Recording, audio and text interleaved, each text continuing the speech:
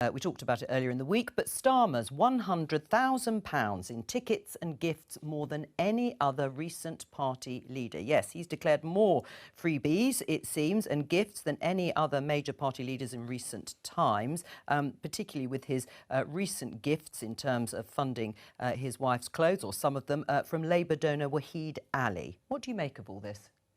Well, one of the things that really gets my goat, so to speak, is the laziness in just concluding that they're all the same.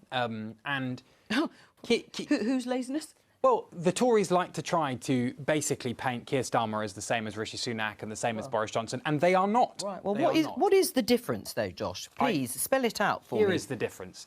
Keir Starmer is not a man who is independently wealthy and can afford to buy fancy suits and fancy clothes. He is now the Prime Minister of this country and wants to go around the world looking, you know, like the Prime Minister of this country. And his office have twice independently reached out to the relevant Parliamentary Standards Authority to check what the relevant disclosures are. It was a proactive checking what those... And then when they realise... watching the programme, though, will think £160,000 or thereabouts, which is what the Prime Minister earns, is a significant amount of money.